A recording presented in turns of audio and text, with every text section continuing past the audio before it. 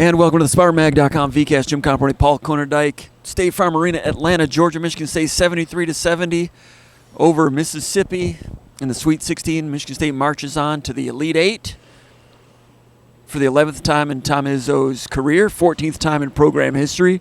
Mississippi is trying to get to the Elite Eight for the first time in their history. They played very spirited. They were good. They were tough. They were strong. They out-rebounded Michigan State. But Michigan State executed on offense down the stretch. By my count, I think I had Michigan State scoring on 13 of their last 15 possessions unofficially. Wow, Michigan State got it done late. And meanwhile, Mississippi hit 3 3-pointers during that stretch, too, to stay in it, right, to remain in contact. Fiddler driving, hitting a glasser. Akins getting a switch, driving, scoring. Richardson getting a 3-pointer after Fears refused to screen, hammer throw to the corner, and then Fears drove into the paint, hit a tough one. Everybody doing it. Cohen Carr, 15 points, his first career start. Michigan State getting it done. Elite Eight, Tom Izzo, Michigan State basketball. Paul Konyndyk, what do you know? I mean, the thing is, I said I had a Sirius XM radio thing this morning, and I just said it's going to be a guard game. When I started thinking about that, I'm like, oh man, Michigan State might be in trouble because they have young guards. I mean, Jeremy Fears and Jace Richardson are young guards. Jaden Akins is older, and Trey Alleman is as well. But this Mississippi team has got a bunch of old guards, and they're very talented. They got old everything. I mean, Sean Padula is really amazing. He's more athletic and quick in person. He gets a shot off quicker. That Jalen Murray dude, number 5, he really gets in the lane. He's really athletic. Michigan State did a really good job on him. But the guy that I was impressed with, I thought that Matt Morrell, I mean, he's really good as well. So you look at the NCAA tournament being a guard type of thing, and you kind of figure, like, okay, Ole Miss, knowing Chris Beard, that they're going to get into you defensively. But they got into Michigan State more so than any other team has this year. And I think that's the thing that kind of gave me a little bit of a warning. I spent some time this afternoon before we went out for lunch. I went back, and I should have watched it earlier in the week, but I watched Ole Miss play Florida, because I think Michigan State has a similar – I mean, I think Florida's a little bit better than Michigan State, but I think they have similar personnel in terms of, good backcourts and whatnot. And I think Michigan State's better defensively than maybe Florida's guards. But Ole Miss got into them, and that was a really back-and-forth type game. And that kind of was an eye-opener for me, just in some of the things that they could do. And then when I saw them in person, it's difficult if you haven't seen a team like that, and you haven't really faced a team – truthfully, Michigan State really hasn't faced a team that took away. I mean, Michigan State's had lots of times where they missed open shots, but they haven't had a game this season where every shot they took, in a half, like it was in the first half, was contested. And that's an issue, and there's a lot of physicality in there where even the penetration that worked in the second half when they were taking advantages of switches, it didn't work in the first half. I think they got more comfortable with it. But the thing that worked the best of anything in the first half was 3-point shooting, and that's kind of what was open. But the stuff that they practiced earlier in the week, like making extra passes, that wasn't there. The physicality piece that they're not used to, because Ole Miss contests you with their guards. Michigan State was in serious trouble because of how good Ole Miss was defensively, and Ole Miss was tied together better. They were less loose than they were against Iowa State. They came with a good game plan. They've got veteran guards that wanted to be there, and you can talk about, this is Chris Beard's first, second season at Ole Miss. They got a lot of talent and a lot of good guards, and Michigan State was fortunate to advance out of this one. It's a credit to Michigan State, because they found a way to kind of keep on scrapping, get the defensive stops they needed, get to the free throw line by getting downhill. And like you said, so many different guys made plays. Yeah, Mississippi, with the way they clogged the middle, take away posts, even when they're switching and they get a little on a big, they still full front. It's hard to get it in there, and if you do get it in there, they're bringing in helpers and swarming, and they bring help, but they don't get out of sorts. And, he had a great defense at Texas Tech, and Adams, the assistant coach, great defensive coach. And Michigan State couldn't get anything in the post. And in the first half, just executing a half-court offense, just ball reversals. They're out there denying things but not giving up any back cuts.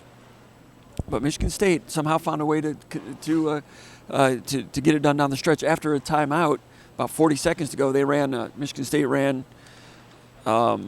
side ball screen and hit Carson Cooper on a short roll. And I asked Izzo, was that the primary coming out of the timeout? I He would said think yes. so. It was? He said yes. That's I interesting. got the video up. I'm pretty sure that's what he said. Sometimes I forget what people say when I ask them questions. But went to Cooper. Cooper caught it, scored it, and I think that made it a 4-point game at that point.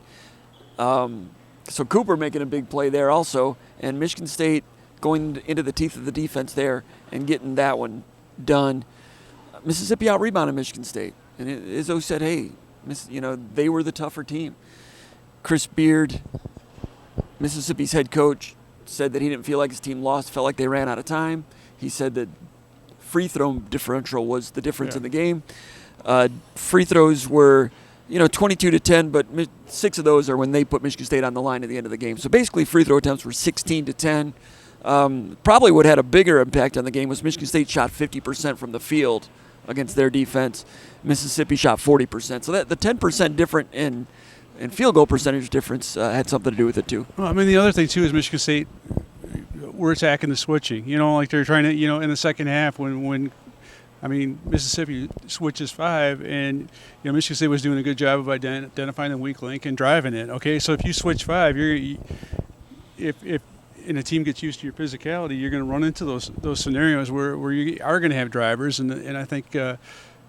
So like I know that people talk about free throw differential and whatnot, but Michigan State has consistently got to the free throw line this year. They've got a bunch of guys that can drive, and I think Michigan State played like the things that Ole Miss usually does to get to the free throw line, like Jermaine Brakefield with his pump fakes. They didn't fall for it. So just that one time Cooper did it right away. Yeah. Cooper, there's a foul. Brakefield scored, and Cooper's like, my fault. He was mad at Right. himself because all day Michigan State stayed down on those pump fakes. But I mentioned in the pre-tip read that they do a lot of pump fakes. Michigan State stays down on those. Yeah, going back to the Florida game, Florida's got good bigs and they have disciplined bigs, but his pump fakes were really effective, and it created a lot of issues for them getting their bigs up in the air. And Florida bid on it, and they were at the free throw line as a result. I think the other thing that Michigan State did a really good job of is they shut off the drives.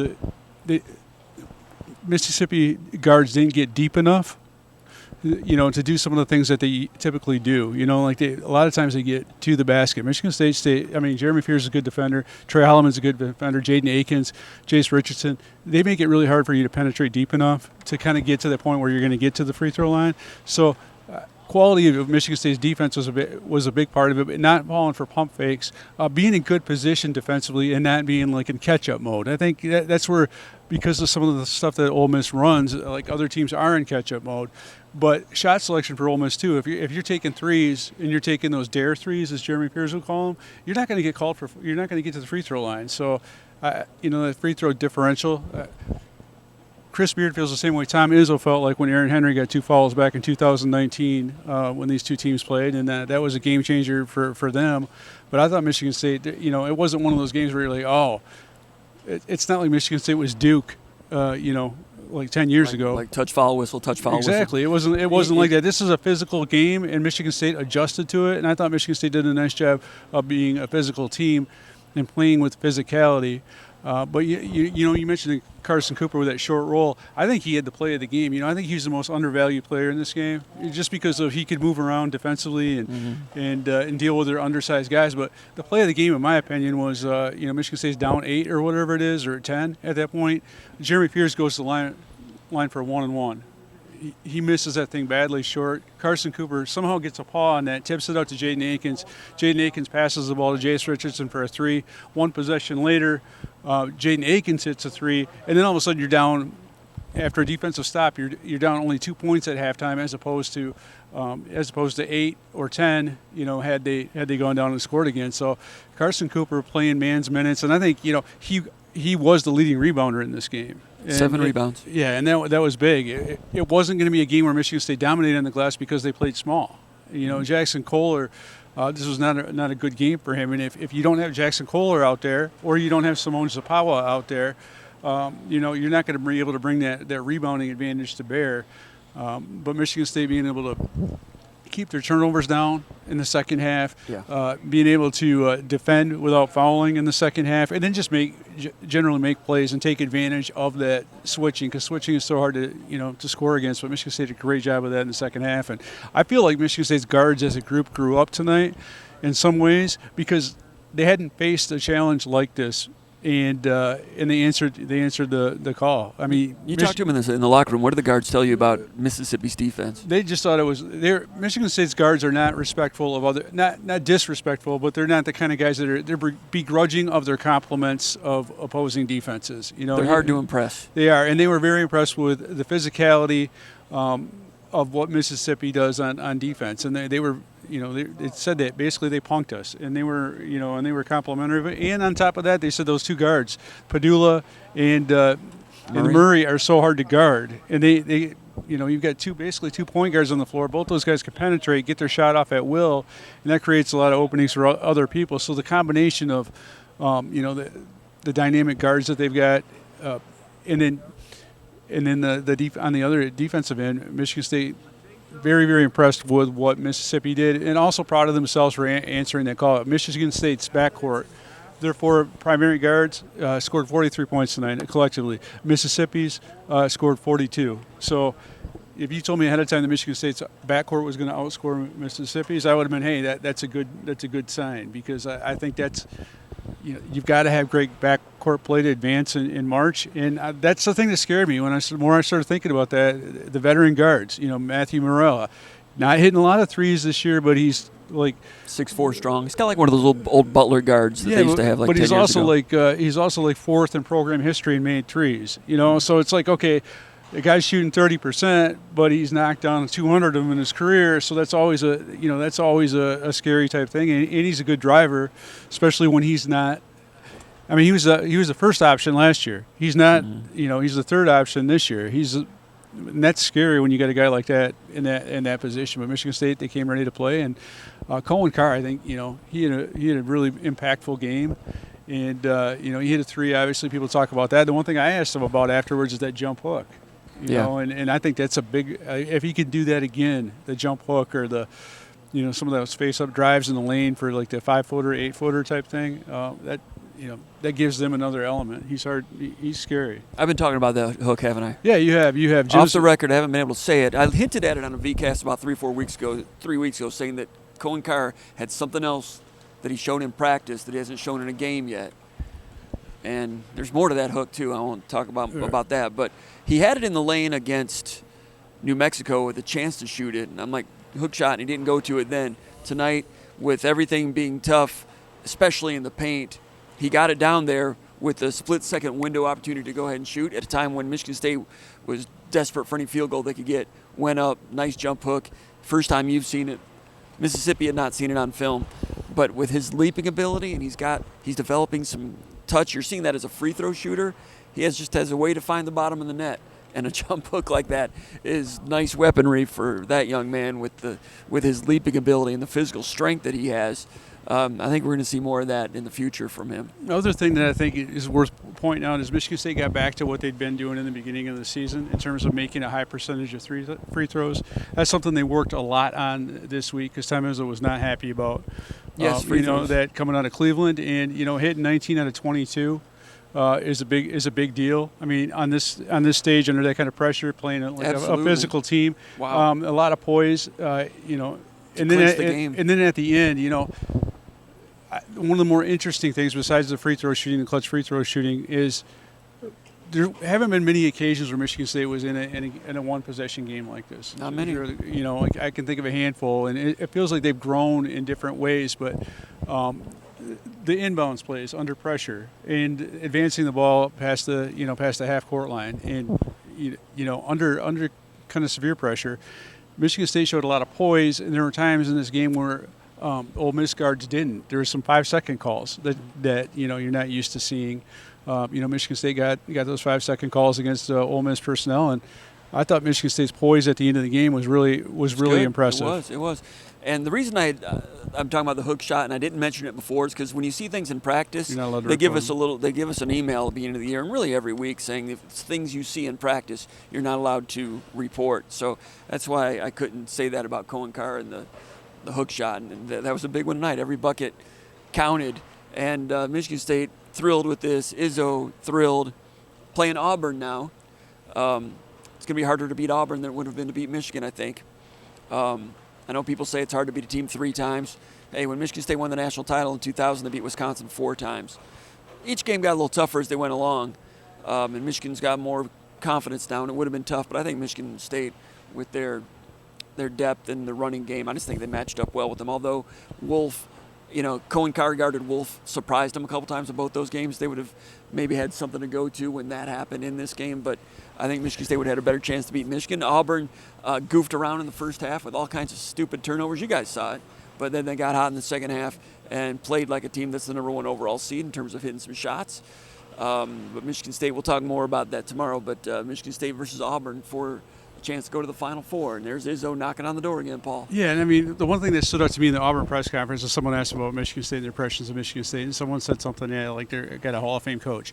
But the one thing about this one and done, or this one-day prep type thing, is when you play a late game like this, Michigan State experienced it the other day, but when you play a late game and you go turn around and play someone, you really have to, get your work done. And I think they practice first tomorrow. Auburn does. They play late, and then they've got the early interview, which doesn't make sense to me. But you go back and think of like the time when Michigan State played UConn in 2009, and Jim Calhoun is Hall of Fame coach, great coach. He's like, there's only so much you can get ready for that Michigan State's going to throw at you. You just don't have time to prepare for that. My sense is, I know Michigan State does the win the weekend thing, and so they probably, because of the fact that they've already played Michigan, they've probably taken a little bit of look at Auburn. So they've got kind of a primer, kind of a rudimentary understanding of what Auburn does and whatnot coming in. Auburn's kind of going in cold, and I don't think Auburn was looking at Michigan State ahead of this game, probably because of like what some of the quirky things that Michigan does. So I'm not saying that's necessarily going to be a huge advantage for Michigan State, but I do think. Part of the thing that makes Michigan State so tough is the win the weekend. If they get past the first game, they're pretty good in the second game, and it's not like Auburn rolled to a victory. I'd be concerned about this matchup. I thought they were going to lose there for a long bit of that game. I would be really concerned about this particular matchup if Michigan State had played a rock fight like they did, and then Auburn just like cruised to victory by 30 points. Those are the ones that scare me, and that's kind of what happened to Michigan State. Back in the Keith Appling days when they beat probably had one of the better victories of the Izzo era when they beat Virginia in the Sweet 16, and then they run into UConn, who's kind of daisy fresh and has good guard play. That whole thing still bothers Izzo and Mike Garland, a lot of those people. Right, but that's one of the things about the NCAA tournament. But I think Michigan State's going to be ready for them. I was surprised just watching the Michigan game how much trouble Auburn had with like Michigan's rim protectors, because I don't think of like block shots, turnovers, that kind of stuff. I don't think of Michigan having rim protectors. The 7-footers take up some space. Well, I understand that, but it's not like it's not Akeem Olajuwon out right. there. It's not like Michigan State struggled with getting their shots blocked against those guys. True. And so I'm wondering about that. The one thing that Michigan State didn't have tonight, they only had 3 transition points, fast break points against Ole Miss. I suspect they're going to be. Mississippi's very good, and I said that in the pre-tip read. They only send 2 to the offensive glass. They get 3 back, and they don't just get them back. They sprint them back, and they're very good at rim protection. I didn't expect fast break points to be something for Michigan State today in this game, and it wasn't. But I think it will be. I think Michigan State will get a chance to run, more against Auburn than they did tonight, and I think that'll be interesting to see what happens. And Auburn seems to be like a team that wants to just outscore their mistakes a little bit. So we'll see. Yeah, they've been very good all year. Number 1 seed overall. We've seen that sometimes with number 1 seeds overall. That doesn't necessarily mean anything. I honestly rather play Auburn than Houston. Yeah. I'm just saying from what I've seen, like Houston's the kind of team that. Even though Houston had trouble with Purdue. I understand they had trouble, but they can win games that are just ugly and nasty, and they find ways to win. Mm-hmm. Houston's one of those type of teams. Like Auburn doesn't strike me as a, find any way to win team. They are more comfortable when everyone's hitting threes and everyone's laughing and having a good time. And they will launch it. So right. Michigan State's got to be there on the catch. They'll extend their defense. We'll see what that looks like. Michigan State's got a lot of good on-ball defenders in that backcourt. That's giving some people some trouble. That usually makes backcourts produce beneath their averages. Today, Padula was 9 of 17. He was over 50%. He was very good and hit some key threes, scored 24 points, but wasn't quite enough. He did a great job for Mississippi. Michigan State, just too tough, man. He had a hard time on defense, though, as well. Like, he did not play a lot. And I think that one of the things that – He had 2 fouls in the first half. I thought the score sheet said he had one, but 2. that too. Yeah, he is really quick, but he was kind of like their kind of weak link a little bit defensively, and but he's good. And the thing about Michigan State facing these Ole Miss guards is it's going to better prepare them for some of what they might see against Auburn, just with some of the no conscience type shooting that that they had to be ready for Ole Miss. I'm interested to see what happens in the next game with a guy like Jackson Kohler, because I think he's had unfavorable matchups for 3 straight games. Through no fault of his own, it's just personnel. Basketball's about matchups, and I think maybe they can do a little bit more against Auburn. I think they'll start Sapawa again. I think they'll start him. They'll go 2 bigs against Cardwell and Janai Broom, and they'll go back to their big lineup. Yeah, and I think that's where they can do some damage rebounding. I mean, they couldn't. One of the reasons Ole Miss out-rebounded Michigan State is because the biggest bodies weren't able to be out there. It's a different Michigan State team. That's not the rotation that led second in the Big Ten in rebounding margin. It was a different one.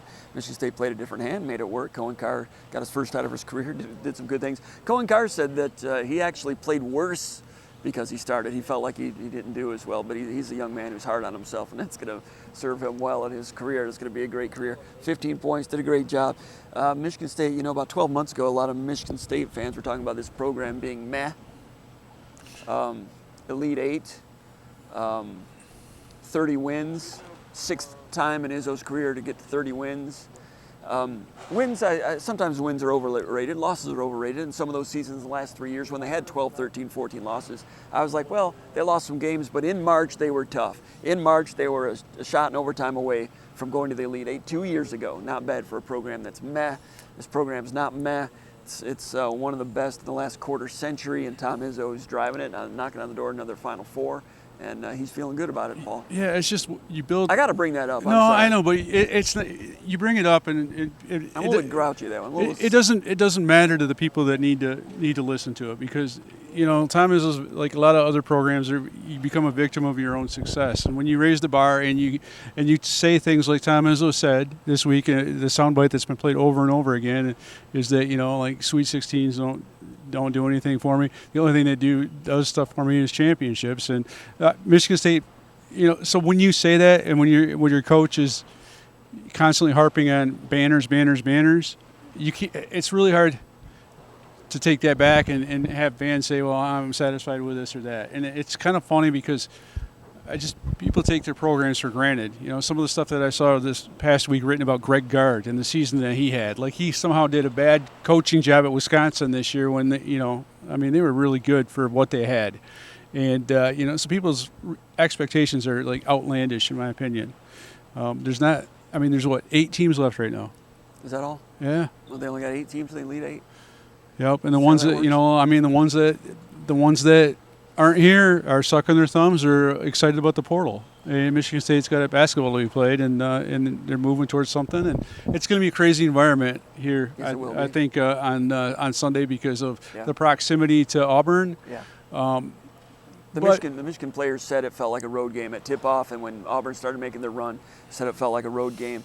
And it'll be even more like a road game because the Mississippi fans will be gone, the Wolverine fans will be gone, and those will be filled in more likely by Auburn fans because they're closer proximity. The tickets prices will be less on Sunday than they were today. So it's going to be a road game on Sunday. We'll see what happens. It's interesting too because I didn't feel like Michigan fans. There were a few in the first game. I didn't feel like they were like. They didn't show up. They were behind that, and the whole section was empty. And there's an upper deck that was completely empty. Yeah, they didn't show up for the first even game. If you look they trickled in like in the second half. But even the ones that were scattered around, I mean, they weren't like joining the Mississippi bandwagon per se. They didn't come to the game, Paul. Yeah. I was looking for. I mean, do you remember the empty seats? You may have seen it on TV. I don't know where the camera was for it, but it was just peculiar. Yeah. I've never seen a fan base not show up for the first part of a game at one of these things before. And I felt like the Ole Miss had a lot of fans here too, and it was loud. I mean, Michigan State fans were loud as well, and I think they were well represented. But when Ole Miss had those moments where they threatened to pull away, when they're up 8 to 10, or they're getting defensive stops, they were loud and vocal. And Michigan State handled it really well. Michigan State did some things today that I haven't seen them do before. I mean, they've had poise and they've hit buckets here or there, but this thing really threaten to get out of hand. When you're getting up 8-10, and it was like that several times, 7 points, 5 points, and Michigan State came up with clutch stops. There was like a turn. I can't remember who turned it over, but Frankie Fiddler, runs on the floor, knocks the ball off someone's leg. I mean, those are the kind of plays that you win games like this with, and we're seeing more and more of that. I thought Ole Miss had some of those plays too. There's a couple of times where I thought Trey Holloman had gimme type layups, and they were challenged at the rim. Yeah, they were very good with the rim protection. Very good with their better than I thought. They were tough. Michigan State, a well-earned, hard-earned victory in the Sweet 16 for Izzo's 11th Elite Eight. So we'll be back here on Sunday to cover that one. Michigan State and the top number 1 overall seed, Auburn. I think the last time Michigan State faced an overall seed in the Elite Eight, it was against Louisville in Lucas Oil Stadium in Indianapolis in 2009. Michigan State won that one to go to the Final Four in Detroit. And that Louisville team was full of itself. They beat Arizona by 20. They got guys dancing on the sideline. They're stanky leg. Yeah. So I had to share a cab ride over with Louisville fans, and I remember them saying, "It's too bad y'all can't make a three. Like it's going to be a cakewalk." And that was interesting. I didn't know you were on the team, Paul. No, I drove a cab. No, they said you can't make a three. Yeah, well, I can't, man. But I can hit a jump hook. But some media is like we and you can't hit a three, and other people just kind of cover the games. But I mean, the other thing I remember is there was a group of fans at Lucas Oil Stadium that were telling Louisville's during the open practice, stay on the floor and practice free throws. They were yelling it. Practice your free throws at the open practice. Statler and Waldorf from the Muppets were out there saying practice your free throws, and Louisville didn't hit free throws. My other lasting memory of that is afterwards. They were shooting half-court shots, goofing around. Yeah, my other lasting memory of that was I can't remember their star player's name. He was a first-round draft pick, but someone asked him afterwards, like Travis Walton, what was it like to guard him? And Travis Walton said, I guarded 6 guys that were better than him in the Big Ten, to paraphrase that. I want to give a shout-out to my buddy Ramiro. You're out there. The Brez? Yeah, he texted me today, and he wanted me to mention something about ye old Miss and ye old VCast. So, Brez, you got it, buddy. Ye old. I saw your boy Pig Miller today, too, Brez. I saw Antonio Smith up in the concourse. I also saw Kevin Willis was here. I saw Chris Wyszynski. The Rec League hustler. Chris Wyszynski says he watches the podcast, says he gets a kick out of it. I say, man, chime in once in a while. I'd like to hear from him. He's living in Virginia. That's cool. He's cool. That was Respert's teammate. I think he might have nicknamed Sean Respert Rusty. So, good fun. Michigan State advances. Anything else, Paul? Yeah, I mean, the job that So tomorrow we're going to be talking about the freshmen. Auburn's got a dynamic freshman that did some really good things tonight. But Jace Richardson, he was super efficient. 20 points on 6 of 8 shooting. 4 of 6 from 3-point range. Yeah, it was like, and he didn't really force anything tonight.